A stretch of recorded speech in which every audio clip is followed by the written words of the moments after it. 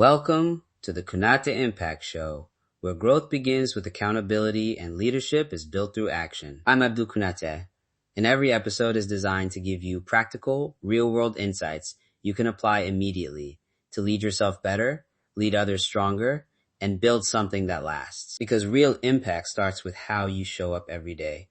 Let's dive in. Today I want to open with a moment that changed how I build teams and successors.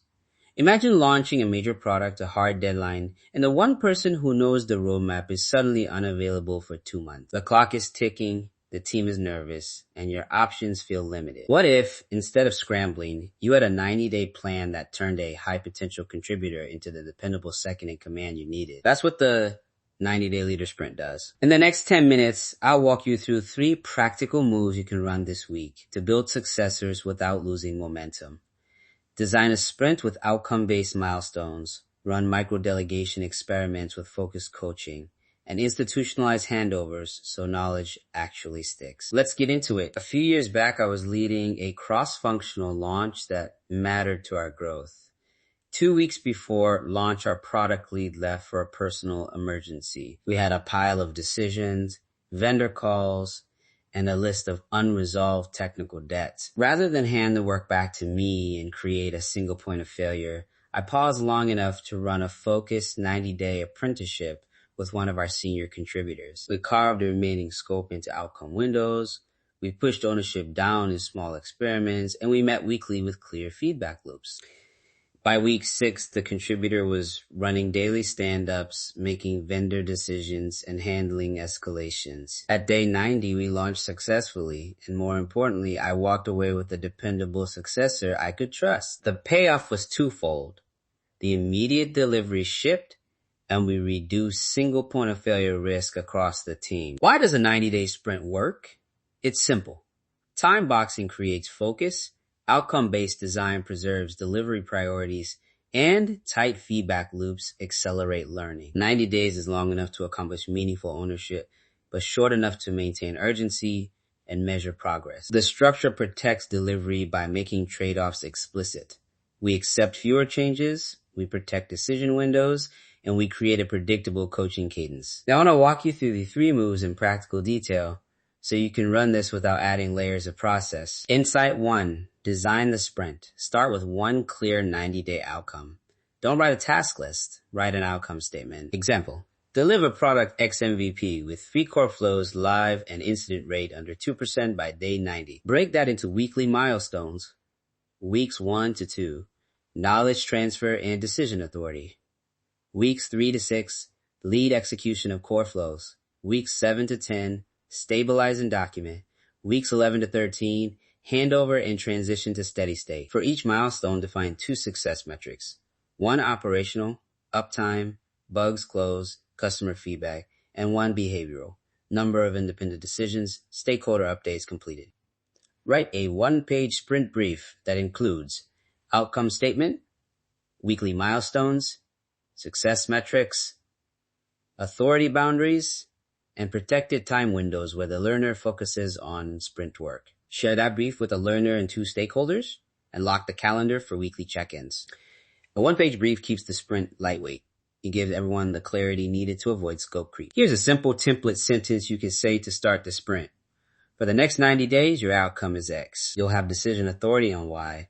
I'll coach weekly and step in only for escalations outside the agreed boundaries. That sets expectations, authority, and protection. Measure weekly progress with quick evidence. Short demos, a dashboard snapshot, or a stakeholder note. Metrics keep the sprint honest and enable you to course correct early. Insight 2, micro-delegation plus coaching. Micro-delegation means breaking decisions and tasks into small, repeatable experiments the learner can own. Start with low risk but high learning items. Vendor follow-ups, runbook updates, small feature toggles. Each experiment follows a short loop. Assign the task, set the expected outcome and constraints, let them act, then debrief within 48 hours. Use this coaching script. Tell me your intent, the constraints you considered, the options you evaluated, the decision you made, and what you'll monitor next. The 5-line script creates a compact coaching rhythm and forces reflection. Keep coaching sessions short, 20 minutes weekly, focus on concrete decisions, one teaching moment, and one growth objective for the following week. A practical cadence. Monday, assign 2 micro experiments for the week. Wednesday, midweek, quick sync if needed. Friday, 20-minute coaching debrief. Capture lessons learned in a shared doc. Track experiments as pass/fail with notes on why and what changed. This gives the learner repeated practice with decision making and creates a record you can use later during handover. Remember, micro-delegation is not abdication. You stay responsible, but you transfer authority inside clear guardrails. Insight 3. Institutionalize the handover. Too many handovers are oral and fragile. Make handover rituals lightweight but mandatory. Start with 3 artifacts: a 1-page decision log, a run book for common incidents, and a stakeholder map with communication templates. Use a short checklist for acceptance. The successor runs a demo, resolves a simulated incident, and presents a vendor status update. Have the outgoing owner or you sign off on each checklist item.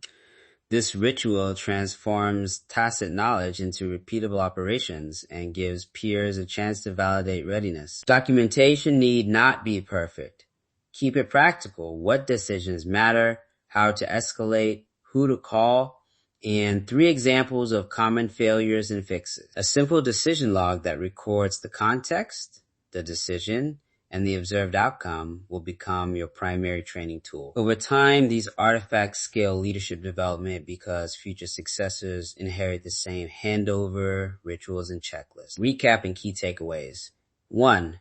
Design the sprint around a clear 90-day outcome and weekly milestones with 2 measurable success metrics. 2. Use micro-delegation experiments plus a tight coaching script to accelerate decision-making and learning. 3. Institutionalize handovers with short artifacts and acceptance rituals so knowledge becomes operational. Each move is lightweight, repeatable, and measurable, meaning you can scale this across people and teams without adding bureaucracy. Reflection prompt and action step. This week, pick 1 high-potential contributor and write a 1-page 90-day sprint brief for them. Share it with them and 1 stakeholder. Block a weekly 20-minute coaching slot and assign a single micro experiment to run this week. Reflective question to ask yourself: am I protecting delivery and the learner's focus, or am I leaving them to flounder? The answer will guide your first adjustments. If today's episode added value, subscribe to the Kunate Impact Show so you don't miss future frameworks and practical scripts for leaders. Share this episode with someone building their legacy and try the 90-day sprint this week. Thank you for listening to the Kunate Impact Show. If today's episode added value, share it with someone who's committed to growth. And remember, real leadership isn't about position or title. It's about influence and impact. Until next time, keep leading with purpose and creating a lasting impact.